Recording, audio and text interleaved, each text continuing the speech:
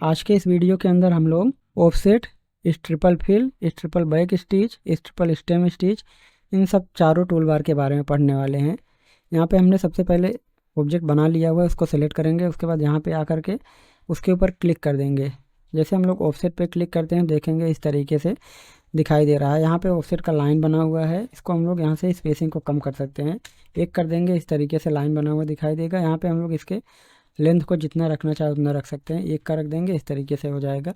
इसके ऊपर भी हम लोग उसको अप्लाई कर सकते हैं। यहाँ पे ऑफसेट पे क्लिक करेंगे, यहाँ पे हम लोग 1 का देंगे, 0.80 का देंगे, इस तरीके से। उसके बाद हम लोग यहाँ से लेंथ को कम और ज़्यादा कर सकते हैं। यहाँ पे हम लोग इस तरीके का प्रयोग करके कोडिंग वाले डिज़ाइन को बड़े आसानी से बना सकते हैं। बाकी नहीं तो कोडिंग वाले डिज़ाइन को बनाने में बहुत मेहनत लगता था। यहाँ पे हम लोग इस तरीके से इसका प्रयोग करके बड़े आसानी से कोडिंग के डिज़ाइन को बना सकते हैं। बाद में भी हम लोग इसके स्पेसिंग को कम और ज़्यादा करके बड़े आराम से चेंज कर सकते हैं। यहाँ पे इसके अंदर कुछ और चीज़ें दी हुई हैं। सबसे पहले यहाँ पे स्पेसिंग है, उसके बाद लेंथ है, उसके बाद यहाँ पे वेरिएबल के लिए हम लोग यहाँ पे वेरिएबल को ऑन कर सकते हैं।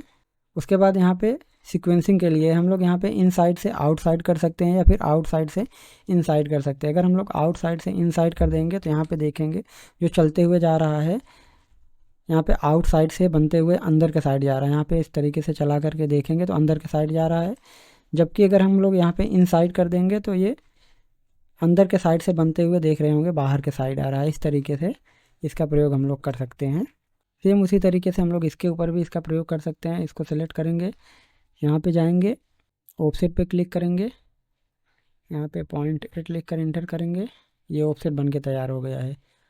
इसके बाद अगले वाले को देखते हैं। यहाँ पे इस ट्रिपल फिल है, अगर हम लोग इस पर क्लिक कर देंगे तो इस ट्रिपल फिल के लिए यहाँ पे आ जाएगा। हम लोग यहाँ पे इस ट्रिपल फिल को कर सकते हैं। इसके अंदर यहाँ पे लूप स्पेसिंग को हम लोग कम करेंगे तो ये दिखाई देगा। मैं यहाँ पे 2 करता हूँ, 2 करेंगे तो इस तरीके से दिखाई देगा। क्योंकि ऑब्जेक्ट बहुत छोटा था, स्पेसिंग कम था, इसलिए नहीं दिखाई दे रहा था। अगर हम लोग इसको सेलेक्ट करेंगे, यहाँ पे अगर हम लोग इस ट्रिपल फिल को ऑन करेंगे, यहाँ पे दिखाई दे रहा है क्योंकि यहाँ पे ये ऑब्जेक्ट बड़ा था, इसलिए इसको सेलेक्ट रखेंगे। यहाँ पे हम लोग इसके अंदर कुछ पैरामीटर को एडजस्ट कर सकते हैं। पहला रन लेंथ होता है, हम लोग जो यहाँ पे लेंथ बना हुआ है उसको कम और ज़्यादा कर सकते हैं। उसके बाद यहाँ पे मिनिमम लेंथ हो गया, यहाँ पे कोड गैप हो गया। मिनिमम लेंथ को अगर हम लोग बढ़ाएंगे, जो यहाँ पे नज़दीक टाँके दिखाई दे रहे हैं उसको भी हम लोग कंट्रोल कर सकते हैं। अगर हम लोग यहाँ पे 1.5 करेंगे, देख रहे होंगे जो बहुत छोटे टाँके थे वो निकल गए हैं।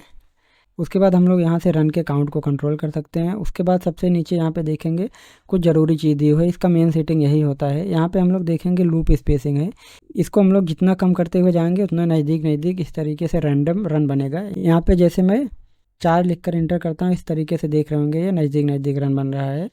यहाँ पे हम लोग इंसर्ट को कम और ज़्यादा करके साइड से जगह को छोड़ सकते। जैसे मैं यहाँ पे 2 लिखता हूँ, देखेंगे इस तरीके से जो लाइन बना हुआ लाइन से ये थोड़ा सा गैप छोड़ करके बन रहा है। इसको हम लोग यहाँ से इस तरीके से दे सकते हैं।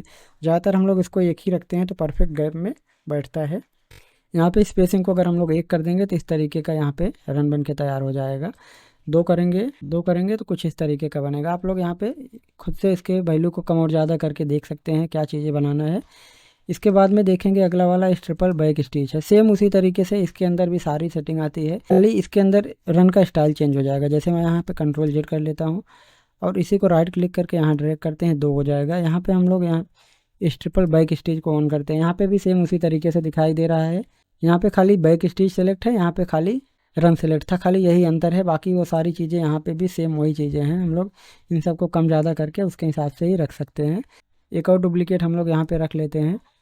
इसके बाद में देखेंगे अगला वाला स्टेम स्टिच के लिए हम लोग यहाँ पे स्टेम स्टिच बना सकते हैं। यहाँ पे भी हम लोग अगर इसके स्पेसिंग को कम करेंगे सेम उसी तरीके से हो जाएगा। यहाँ पे थिकनेस है, यहाँ पे खाली ये चेंज हो रहा है जिसके अंदर स्टेम स्टिच होगा यहाँ पे स्टेम स्टिच का प्रॉपर्टीज आ जाएगा, और जिसके अंदर बैक स्टिच होगा यहाँ पे बैक स्टिच का प्रॉपर्टीज आ जाएगा, और जहाँ रन होगा वहाँ पे रन का प्रॉपर्टीज आ जाएगा। बाकी नीचे वाला सब में सेम वही होता है। और हम लोगों ने यहाँ पे लगभग सारे फील्ड टाइप के बारे में पढ़ लिया है। इसके अलावा हम लोग इन सबको टूल बार के अंदर से भी चेंज कर सकते हैं। यहाँ पे हमें बार बार आने की ज़रूरत नहीं है। हम लोग यहाँ टूल बार में देखेंगे, यहाँ पे एक टूल बार दिया हुआ है फिल, जिसके अंदर बहुत सारे बटन दिए हुए हैं। ये फिल टाइप को हम लोग यहाँ से डायरेक्ट चेंज कर सकते हैं। जैसे हमने यहाँ पे इसको सेलेक्ट किया हुआ है, अगर हम लोग यहाँ पे साटिन वाले पे क्लिक कर देंगे तो ऑटोमेटिक ये साटिन के अंदर कन्वर्ट हो जाएगा। बार बार हमें यहाँ पे आकर के इसको चेंज करने की ज़रूरत नहीं पड़ेगी। उसके बाद जैसे यहाँ पे देखेंगे साटिन रेस है, सेम उसी तरीके से यहाँ पे सारे ऑप्शन दिए हुए हैं। हम लोग जिस पे भी क्लिक कर देंगे सेलेक्ट करके वो उसके अंदर डायरेक्ट कन्वर्ट हो जाएगा। यहाँ से हम लोग सेम वही चीज़ें सारी चीज़ें ले सकते हैं और हम लोग यहाँ से अप्लाई कर सकते हैं इस तरीके से। और सबसे लास्ट में देखेंगे यहाँ पे वेक्टर है, अगर हम लोग इस पर आकर के क्लिक कर देंगे यह ऑब्जेक्ट वेक्टर के अंदर हो जाएगा। वेक्टर के अंदर ऑब्जेक्ट कन्वर्ट होने के बाद उसके अंदर स्टिच नहीं रह जाता, खाली आप लोग उसको रेफरेंस के लिए रख सकते हो, बाद में उसके अंदर हम लोग स्टिच को ऐड कर सकते हैं, एडिटिंग कर सकते हैं, सारी चीज़ें कर सकते हैं। वेक्टर के बारे में यहाँ पे हम लोग देख लेते हैं, उसके प्रॉपर्टीज़ के बारे में क्या चीज़ें हैं। यहाँ पे सबसे पहले लाइन दिया हुआ है, हम लोग यहाँ से इसके लाइन को नो लाइन कर देंगे तो लाइन हट जाएगा। उसके बाद यहाँ पे 2-3 टाइप का लाइन दिया हुआ है, जैसे अगर हम लोग यहाँ पे डॉट वाला कर देंगे तो यहाँ पे देखेंगे डॉट वाला लाइन दिखाई दे रहा है। यहाँ पे हम लोग लाइन के विड्थ को निर्धारित कर सकते हैं। अगर हम लोग यहाँ पे थोड़ा बढ़ा देंगे, जैसे 1 mm का लाइन कर देंगे तो इस तरीके का यहाँ पे देखेंगे 1 mm का लाइन बन रहा है। यहाँ से हम लोग इसका कलर चेंज कर सकते हैं। अगर हम लोग यहाँ पे ब्लैक कलर कर देंगे, देख रहे होंगे यहाँ पे ब्लैक कलर का डॉट वाला लाइन बन रहा है। अगर हम लोग यहाँ पे इस तरीके का कर देंगे तो इस तरीके से लाइन बनेगा। सेम उसी तरीके से रन के लिए भी होता है, जैसे हमने यहाँ पे रन से कुछ भी इस तरीके से ड्रॉ कर दिया है। अगर हम लोग इसको सेलेक्ट कर देंगे, उसके बाद यहाँ पे आकर के ट्रिपल रन पे क्लिक कर देंगे, ट्रिपल रन के अंदर कन्वर्ट हो जाएगा। यहाँ पे क्लिक कर देंगे, इसके अंदर कन्वर्ट हो जाएगा। बैक स्टिच पे करेंगे, स्टेम स्टिच पे, जिस पे भी क्लिक कर देंगे यहाँ से डायरेक्ट जो उसके अंदर कन्वर्ट हो जाएगा इस तरीके से। इसके अलावा हम लोग इस फिल वाले टाइप पे भी कर सकते हैं। अगर हम लोग इसको सेलेक्ट करके यहाँ रन पे क्लिक कर देंगे, ये रन के अंदर भी कन्वर्ट हो जाएगा। किसी को भी हम लोग किसी दूसरे के अंदर डायरेक्ट सिंगल क्लिक के अंदर स्टिच इफेक्ट को चेंज करना चाहे, बड़े आराम से यहाँ से हम लोग चेंज कर सकते हैं। यहाँ पे क्लिक कर देंगे, ये इस तरीके से हो जाएगा। इस पर चेंज करेंगे, यहाँ पे हो जाएगा ऐसे। इस तरीके से हम लोग इसको बदल सकते हैं। लाइन को भी हम लोग वेक्टर के अंदर कन्वर्ट कर सकते हैं। जैसे हमने ये लाइन सेलेक्ट किया, यहाँ पे आकर के क्लिक कर देंगे, ये वेक्टर के अंदर कन्वर्ट हो जाएगा। अगर आप लोगों का ये टूल नहीं दिखाई दे रहा होगा तो आप लोग यहाँ